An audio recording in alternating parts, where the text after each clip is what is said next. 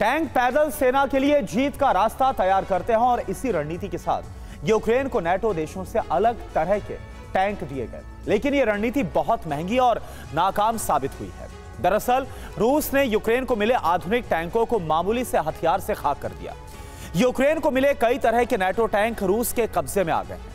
Western media की report यह बताती है कि रूस ने हजारों करोड़ रुपए के हथियारों को जब्त किया है। इनकी तकनीक पर रिवर्स इंजीनियरिंग हो रही है और नाटो देशों को बहुत बड़ा नुकसान उठाना पड़ा है। आप देखिए कैसे रूस ने नाटो की टैंक और आर्मर्ड व्हीकल रणनीति को नाकाम करने का काम किया है।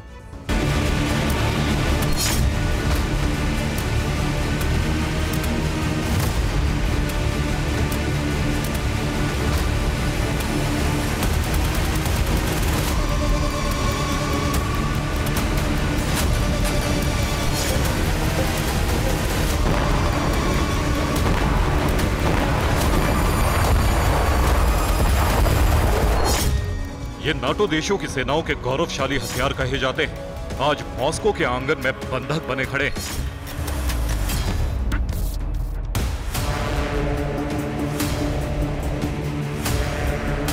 ये जंग के मैदान से छीने गए टैंक और आर्म्ड व्हीकल जो यूक्रेन को नाटो देशों ने मदद के तौर पर मुहैया कराए।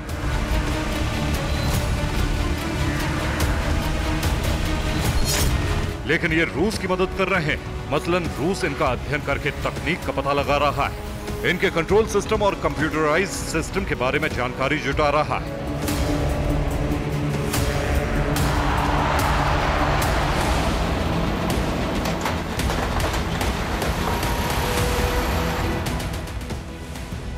मॉस्को की जमीन पर वॉर ट्रॉफी के तौर पर सजाकर दुनिया को यह संदेश भी दे रहा है कि नाटो शक्ति रूसी तकनीक के आगे कितनी कमजोर है और रूस ने उसकी शक्ति को कैसे खाक करके नाटो का मान मर्दन किया है। ये इन हथियारों की हालत बता रही है।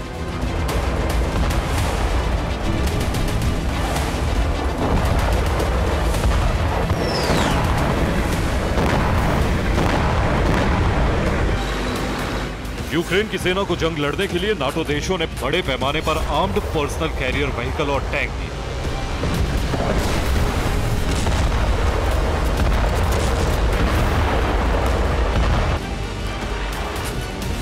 अत्याधुनिक तकनीक वाले ये हथियार यूक्रेन को इसलिए दिए गए ताकि वो रूस पर भारी पड़ सके। लेकिन टैंकों की ये रणनीति पूरी तरह नाकाम रही।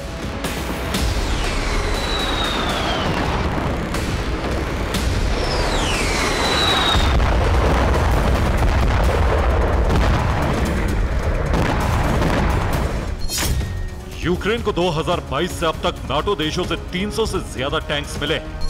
अब्राम्स और लेपर्ड टैंक सबसे आधुनिक है। आधिकारिक रिपोर्ट के मुताबिक युद्ध में अब तक 1096 टैंक गंवा चुका है, जबकि रूस का दावा है कि उसने 2000 से ज्यादा टैंक ध्वस्त किए हैं।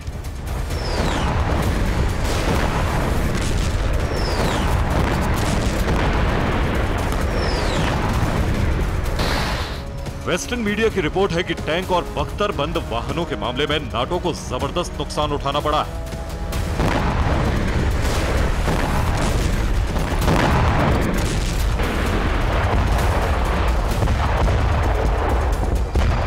क्योंकि रूस ने नाटो के टैंकों को ध्वस्त करने का सटीक तरीका ढूंढ लिया है।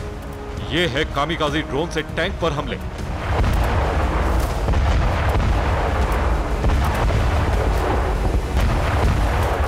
रूस कामिकाजी ड्रोन से रणभूमि को नाटो के टैंकों का शमशान बना चुका है।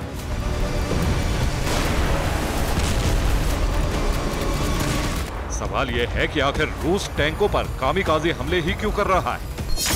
नाटो के एडवांस टैंकों का कवच बहुत मजबूत है। उस पर चारों तरफ से हमला हो तब भी कवच टैंक के मेन सिस्टम को नुकसान से बचा लेता है। मामूली रिपेयर के बाद टैंक फिर से ठीक हो जाता है। लेकिन रूस ने कामिकाजी ड्रोन से हमले करके टैंकों को तबाह कर दिया। कामिकाजी ड्रोन टैंक के ऊपरी हिस्से पर हमला करते हैं। टैंक का ऊपरी कवच निचले कवच के मुकाबले कमजोर होता है। ऊपरी कवच केवल राइफल की गोली को ही रोकने के लिए बनाया गया है।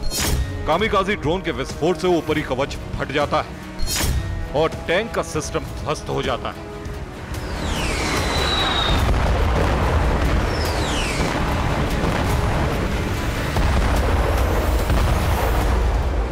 नाटो कमांड सेंटर ने रूस की इस रणनीति पर चिंता जताई, क्योंकि अब तक रूस अमेरिका सहित जर्मन टैंकों को ध्वस्त कर चुका है। रूस ने अमेरिका के 5 एब्राम्स टैंक इसी रणनीति से खत्म कर दी। जर्मनी के 10 से ज्यादा लेपर्ड टैंक भी इसी अंदाज में खाक कर दिए गए। यूक्रेन को अब्राम्स और जर्मन टैंक युद्ध से हटाने पड़े।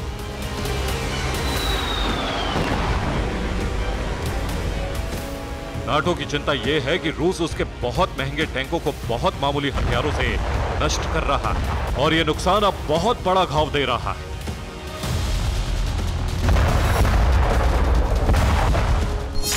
अब्राम्स लेपर्ड जैसे एक टैंक की कीमत 85 करोड़ रुपए होती है। रूस के एक कामिकाज़ी ड्रोन की कीमत 19 लाख रुपए होती है। अमेरिका के 5 एब्राम्स टैंक नष्ट हो चुके हैं, मतलब 425 करोड़ रुपए का नुकसान हो चुका है।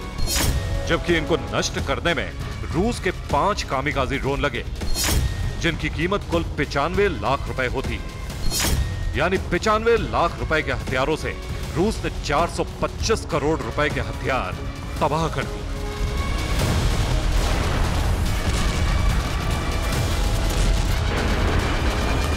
टैंक बारूदी सुरंगों के विस्फोट, आर्टिलरी शेल के विस्फोट से बचने के हिसाब से डिजाइन किए जाते रहे हैं।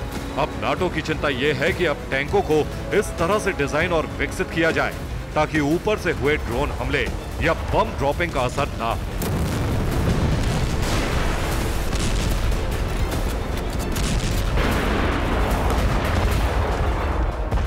रूस के मामूली हथियार ने सिर्फ टैंकों का ही नुकसान नहीं किया है, बल्कि नाटो तकनीक भी लीक हो चुकी है। जर्मनी, अमेरिका और बाकी देशों को टैंक और बख्तरबंद वाहन पुतिन की प्रयोगशाला में पहुंच चुके हैं और इनकी तकनीक के बारे में रूस सब कुछ जान चुका है। अब रूसी जनता और दुनिया के सामने इन्हें जीत के प्रतीक के तौर पर पेश किया जा रहा है।